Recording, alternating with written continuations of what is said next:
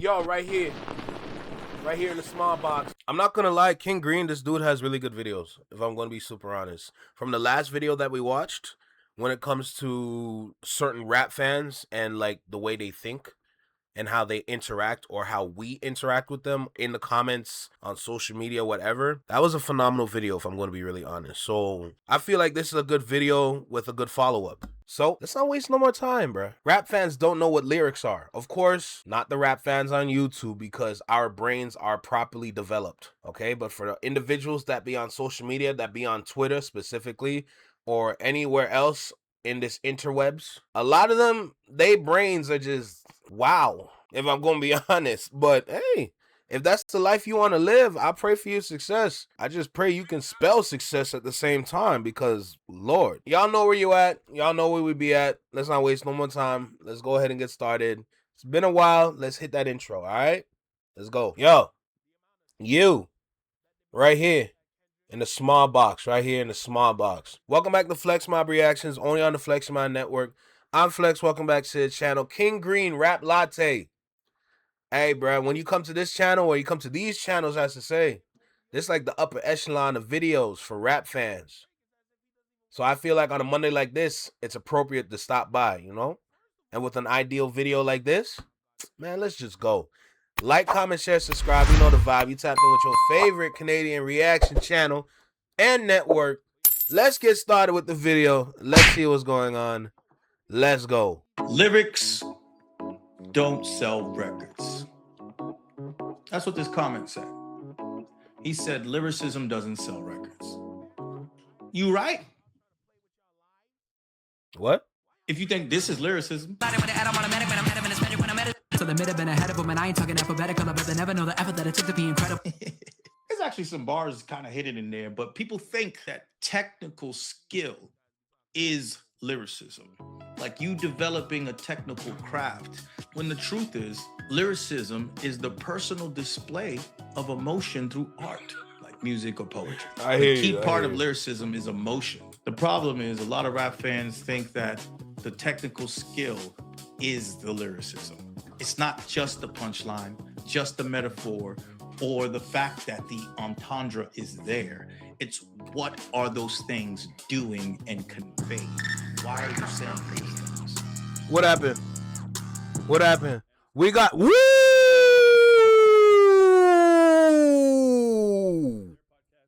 Yo, we got quality with the 300 bits.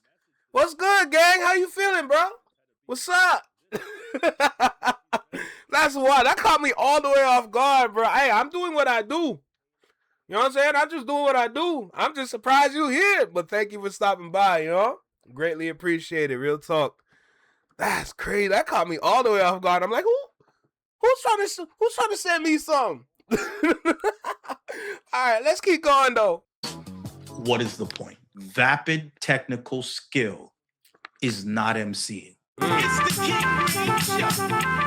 This is where I'm supposed to tell you to like and subscribe and hype this video, the King Green channel. You know what I'm talking about? This is my music channel. This is my culture channel. This is just whatever the hell I want to talk about. So if you enjoy this journey, this is my channel.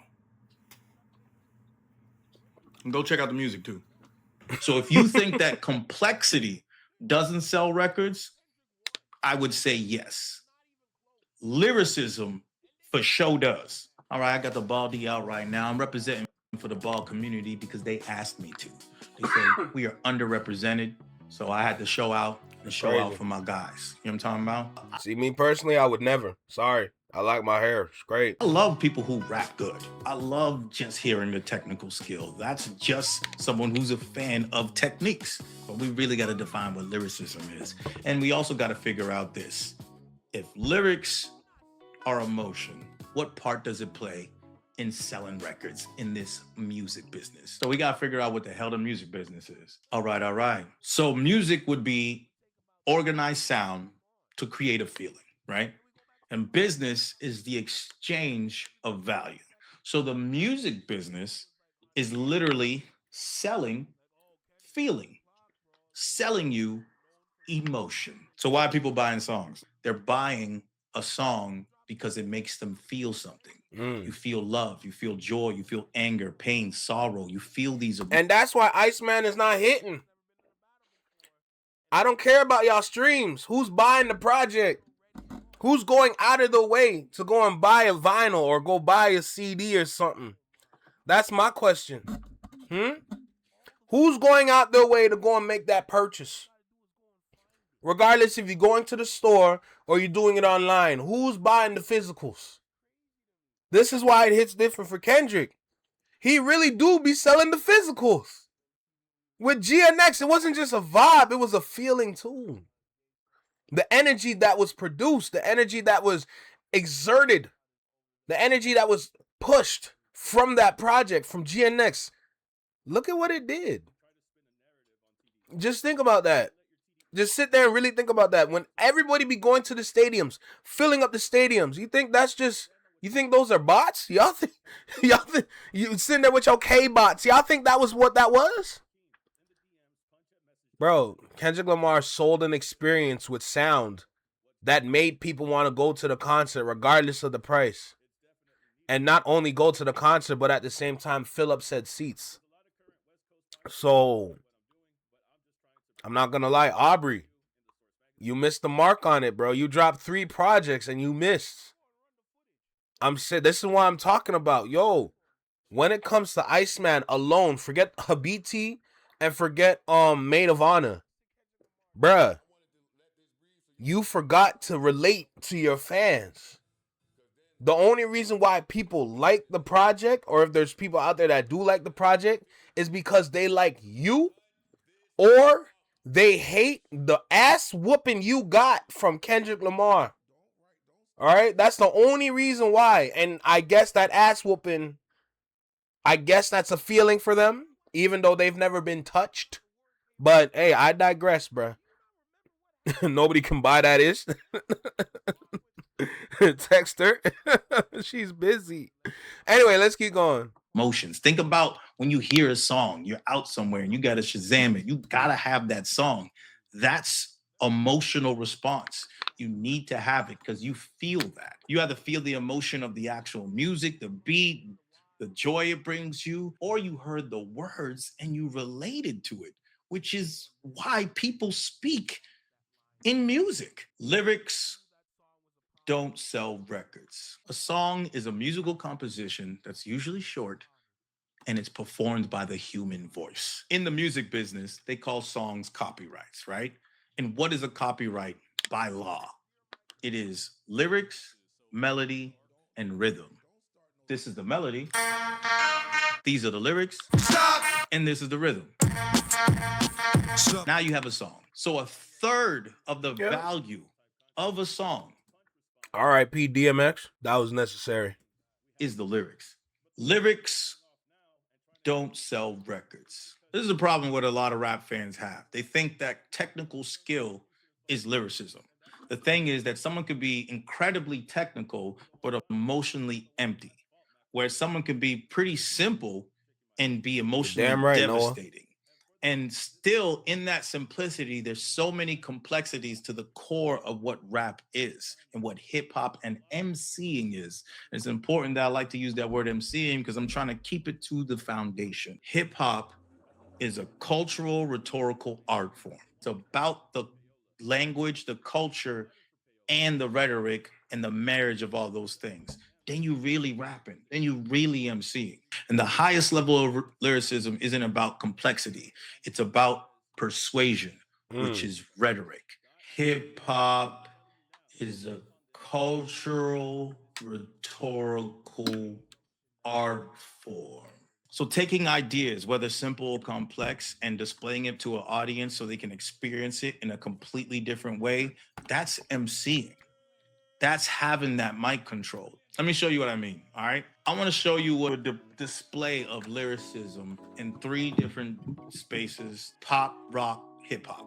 Then I want to break down 3 levels of MCing, like the complexity levels and when a bar is nice and when it's not nice, because someone could technically say something, someone could use a simile, but doesn't mean that the bar is nice. So let's start with Jay-Z. If I shoot you, I'm brainless. If you shoot me, you famous.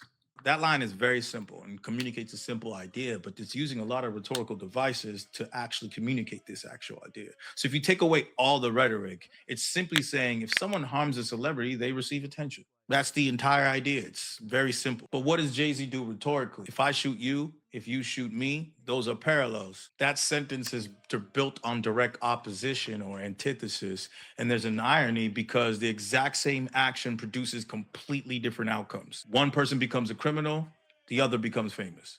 And this line is also an enthymeme. An enthymeme is one of the most powerful rhetorical devices. An enthymeme is when the audience supplies a missing premise. In the line, he doesn't explain why the shooter becomes famous. The listener completes the argument by themselves. The technical parts of that line, whether simple or not, that punchline, it's not about the technique of the punchline. It's about the persuasion. It's about the point he's trying to make. Let's move on to a different Jay-Z lyric that everybody knows. Oh, easy. If we remove all the rhetoric, this is a simple idea. My brand has become more valuable than any business I own.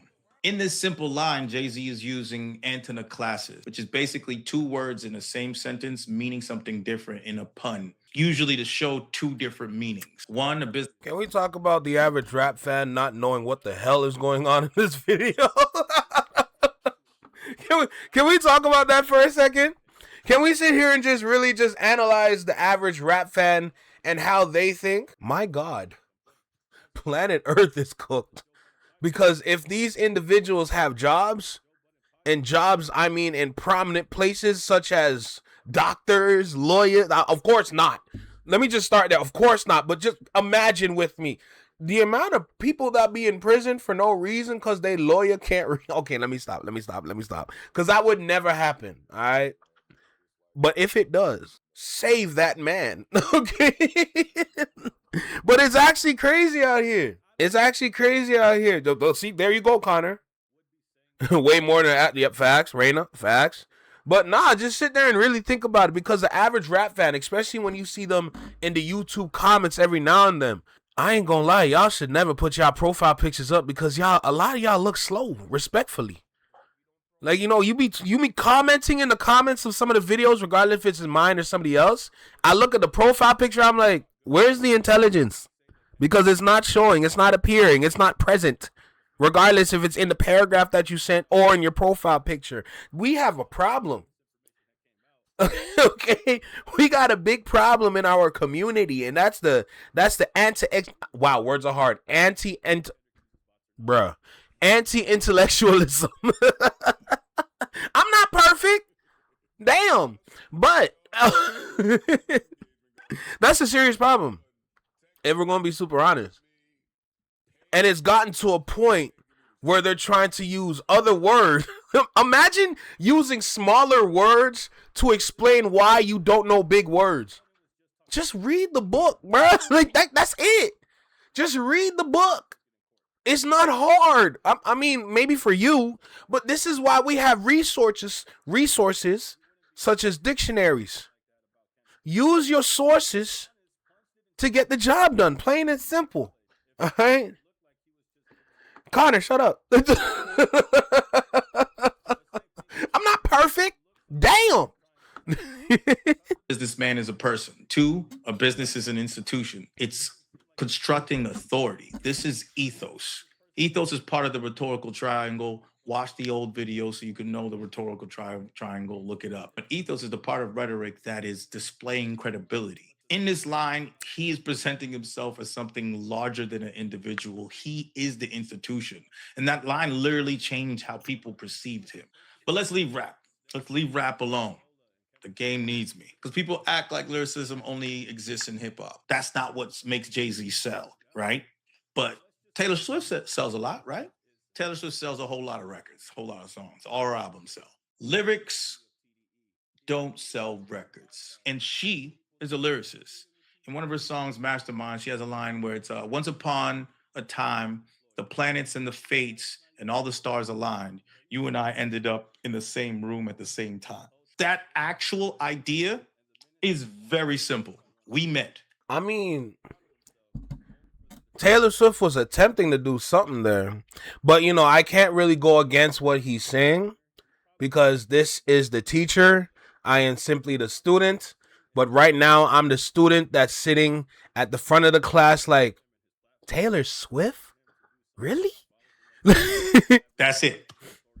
We met. That is the idea she's conveying. She's only conveying that we met. She's basically using hyperbole. The entire universe is involved in two. So, Connor, if Santan Dave, or Dave for short, was reading dictionaries when he was bored, Connor, what are you doing, bro? What are you doing? Well, what's your game plan? Because I know you want to rap. Are you picking up a dictionary and reading the dictionary? People meeting. It's a cosmic metaphor. The stars become a symbol for destiny. It's all about fate. And most important, she's using what we said before, an enthemy. She never says our relationship was meant to happen, but that's what she's implying with all of this, that it was fated. The little 13-year-old girl listening to this record, she supplies that conclusion herself. That one lyric persuades that little. You're lucky you used the example. I ain't gonna lie to you. I was not following for a second because I'm like, Taylor Swift? But then you brought up the fan that be listening to Taylor Swift and what she's saying. It's like, okay, for an average Taylor Swift fan, mind you, that's a very large amount of people. They actually do resonate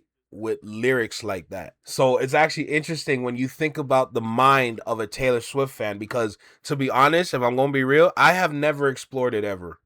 Okay, rightfully so, but I have never explored a Taylor Swift fan's mind ever and how the lyrics resonate with them.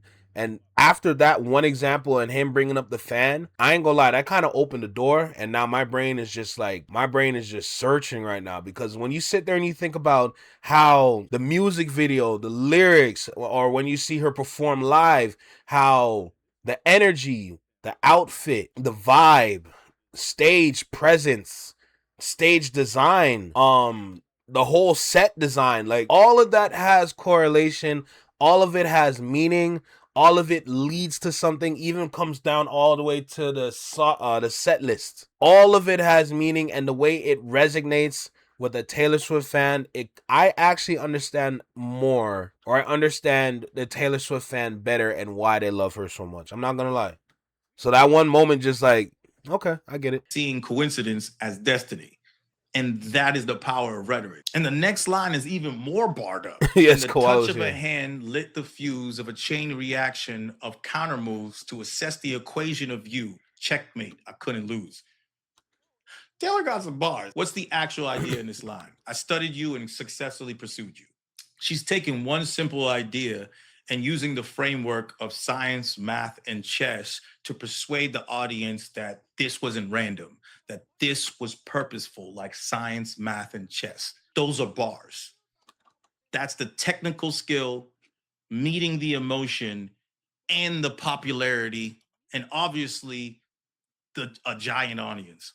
Now let's go to a rock band called Death Cab for Cutie. How I wish you could see the potential of you and me. It's like a book elegantly bound, but in a language that you can't read just yet. Remove the rhetoric, and what is the simple idea being explained here? We'd be great together, but you don't realize it.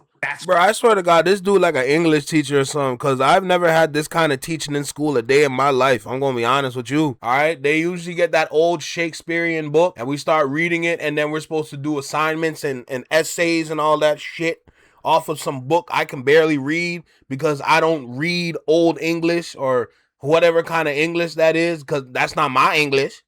Okay, I don't open up no book and they be talking about thou art just so tired, that thou art just so flabbergasted. Like, we don't talk like that. Nah, that's not my English.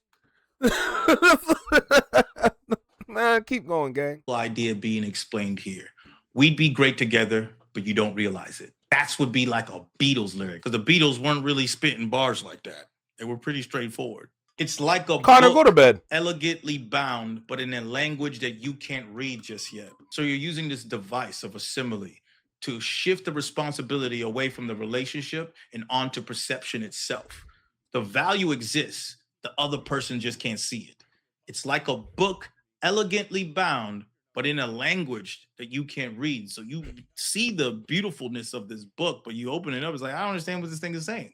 And again, the audience completes the argument in their head, which again shows... Go to bed early. And this is what I think people miss about lyricism. They think lyricism is complexity.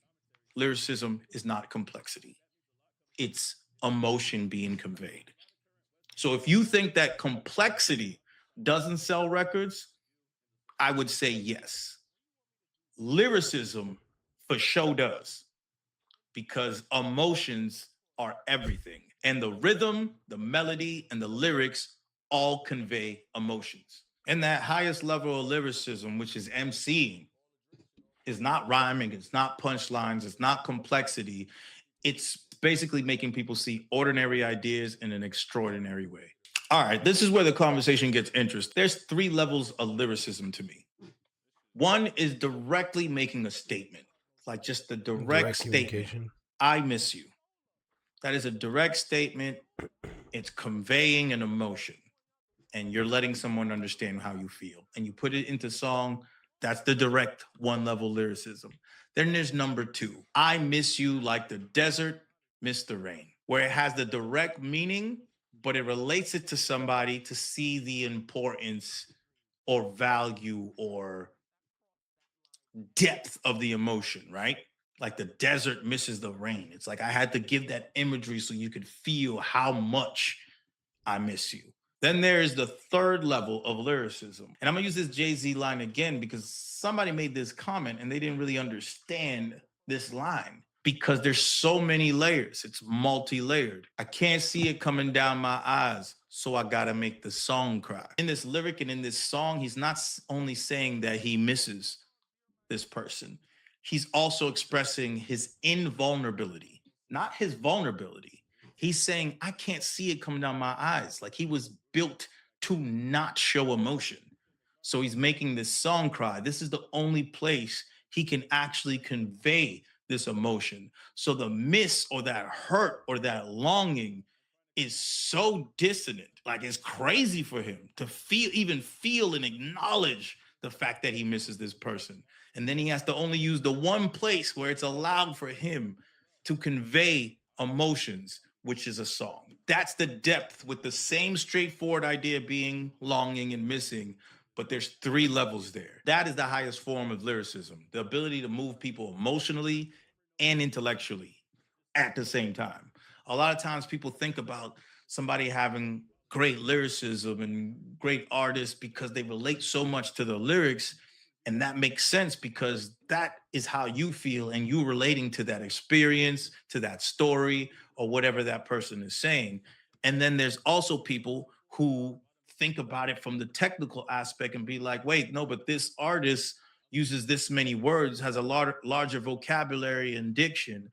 But when someone's doing both of those things together, that's when they're considered as one of the greats. That's when people are talking about them. And usually those people, if they're not writing their own lyrics, they have someone with that capability, making sure that lyrics are there so they could sell records. Speaking to the levels of lyricism, I want to talk about this one thing I saw on IG because this showed me that people process things differently. And that's all right. But there's levels to this breakdown and lyricism shit. When Drake said, I'm feeling like BTS because it took the whole career for me to be so Stop! Stop! Stop! Stop! Don't piss me off! Don't piss me off! Don't piss me... I hate Drake fans. I really hate Drake fans. My hate doesn't come for the actual artist itself. My hate comes for the fans that just are not educated. Those are the ones that piss me off, bruh. Oh my goodness gracious.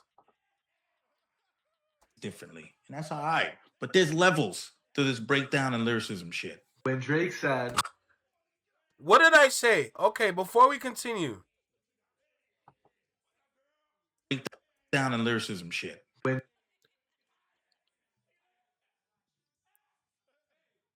Remember what I was talking about when it comes to like the OVO selling potentially 50% of the brand? Remember what I was talking about? And then remember when I was going off on a tangent talking about Middle Eastern fans, how he's relating to Middle Eastern fans.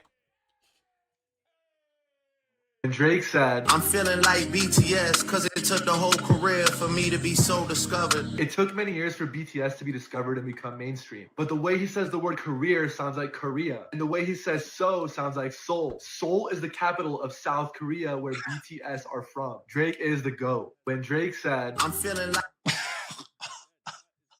Like, what? I'm feeling like BTS, cause it took the whole career for me to be so discovered. I feel like BTS, it took my whole career to be Seoul. The Seoul is the capital in South Korea, where BTS is from, to be Seoul discovered. Come on, bro. What are we talking about? I can't front. I did not even catch that one. Bro, That's what I'm that's saying, bro. fire. Like, I can't believe we even have to do this for the Bro, people that why don't is it fire? listen. No, but see, here's the thing. Why is it fire? Can you explain that? Can they explain that? Not really. This is an illusion and a pun. So BTS career for Korea and Seoul discovered for Seoul, the capital of Korea. All this is an illusion and a pun. And a pun is like the low-hanging fruit of bars. Most dad jokes that You see what? You see my issue? That was never bars. that just goes to show y'all are struggling. I know y'all barely pass English. Y'all pass English with a D plus. They don't even give out D pluses. You just get a D straight. Pause. Anyway, my point. Wow, that's crazy. Pause. What the fuck? Look, my point is, y'all really try to sit here and say this is the upper echelon when y'all fell for a pun. As I'm watching the video, I'm getting the education, I'm getting the understanding. Now that when we apply it to sources or resources where they completely don't understand what's going on, I'm sitting there, I'm like, whoo, thank God my brain functions, bro. Thank God my brain is functioning. A pun. that people make fun of because they're corny are puns. The fact that there's just a pun Yo, Tiff, there relax. is exciting these fans. And it's no discredit to Drake. It's just that these people are just excited because there is a pun, but there's no reason for it. Like, it's just a sound-alike puzzle. That's all it is. BTS is from Korea. Korea sounds like career. And Seoul sounds like soul. It's a sound-alike puzzle. And rhetorically, it's ornamental and not argumentative. It's like decoration on the bar, but it doesn't deepen the bar. It didn't give us anything. There's no meat on the bones. Okay, we defined lyricism and all that. I just wanted to make sure that was clear. But let's just ask this question. If lyrics did not sell records, why do people search for lyrics? Why do people even have lyrics in songs? If we think about the biggest records in the world, we think about Michael Jackson, Thriller. We think about The Weeknd, Blinding Lights. Michael Jackson on Thriller, Quincy Jones made sure the best pens were there with him to write amazing lyrics. And that goes for all the pop stars. If we look at the charts right now, that goes for so many pop stars where the lyrics matter so much. Why does Kanye always have great lyricists write his lyrics? Because they are going to convey emotions better than he can. I'm talking about the basics of lyricism. You have to sell music. You need lyrics. And the best lyricists who can synthesize their skill into a song make great records. Great records have great lyrics.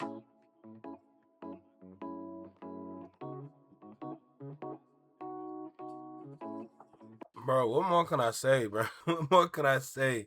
Because now when you get the education and you go out and listen to the fans of certain artists, you're going to know who's really a rap fan and then who's here for cosplay. A lot of these dudes on the internet are cosplaying or they're LARPing, like what Connor said. That's straight what it is. Y'all playing a part. Y'all playing a role. We understand you are a fan, but when you have content on your favorite artist, now you're playing the role of a rap connoisseur. Because a lot of the people that make content off of their favorite artists, y'all don't really know what y'all talking about if we're going to keep it tall. You can see it all over Instagram. You can see it all over Twitter.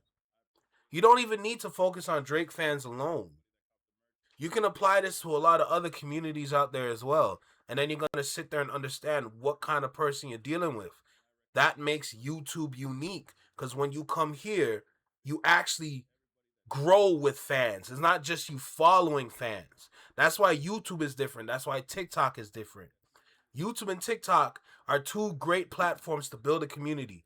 Thing is, YouTube is better because you get more from the content creator than just when you go on Instagram and you get a certain time limit, right?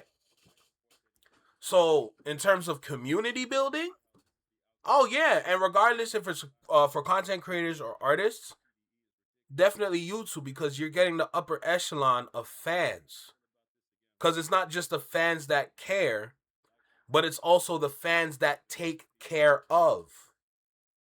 If you understand what I'm saying. To make sure that this house is in order. To make sure that this ship is in order. So when you see fans on Instagram, when you see fans on Twitter, if you want to say Facebook or any other platform, you got to question it, because a lot of these people do not know what they're talking about. Now, of course, a lot of content creators on YouTube also be posting on social media because they want to expand their portfolio, basically. That's simply all it is when you see content creators on multiple platforms. They're just trying to expand their portfolio. But it's still easy to figure out who's who. Like, it's really not hard. Like, this video actually gives you, like, the fundamentals damn near to figure out who is who. But naturally, without this video, you can already figure it out. But now it's just that you got a better understanding, or you have a rubric to help you figure out what you're looking for in terms of the ideal content creator to follow. That's simply what it is. So with this video right here, this is good. What's good, Brian? How you feeling? Certified lover boy, certified mattered. That's crazy. I hate ghostwriters with a passion. So just do what you got to do. I already know you can write, Connor. You know what I'm saying? We just got to make sure that we can get what you have on paper to translate to actual bars, or to translate to actual lyrics when you say it. You see what I'm saying? Because you do have that little struggle, but you definitely are growing on that. So continue to do what you do, because you're eventually going to get to where you want to be, and then you can grow from there. But it's just that translation from paper to microphone, right? It's one thing when you have pen to paper. Now it's paper to microphone. That's the challenging part. But I know you got it, so I'm not even worried too much. Right? I'm glad you're doing well. Real talk. Shout out to King Green for this video. Not our typical video, but in terms of videos to watch, we ain't got nothing, so we gonna watch something, all right? Like, I'm just saying. What time is it? 3:35. Yeah, it's time to boogie. I gotta edit, then I gotta upload. Actually, you know, I mean, it's 3:35. I got some time. but I still ain't got nothing to watch. I ain't gonna lie to you, but it is what it is. Like I said, shout out to King Green. Phenomenal video, phenomenal information, phenomenal rubric. All right, the learning material within this video is definitely substantial. It's going to help a lot of us. Not necessarily saying we're going to use the exact words that was presented to us, but at least we have a better understanding of what the desire is. Because I'm not going to lie, sitting there talking about how lyricism is not just skill-based, low-key opened my eyes, if I'm going to be honest, because that was the assumption. That's why it's the center of the video. That assumption that we have as rap fans is not actually the case when it comes down to being a lyricist. How well can you convey? How well can you translate? How well can you paint the picture using the rubric of what a song is? That's it. And the many levels to it, of course, there's more than 3, but the many levels that comes with that is going to help you understand how this is built better. But the idea of like, oh, the upper echelon is a standard. No, wow, words are hard. The upper echelon is the upper echelon. That's it. You know? So it's cool. is definitely cool for sure. So, W video. Now, in terms of story developing, I mean, not really. This is just fact. So, it is what it is.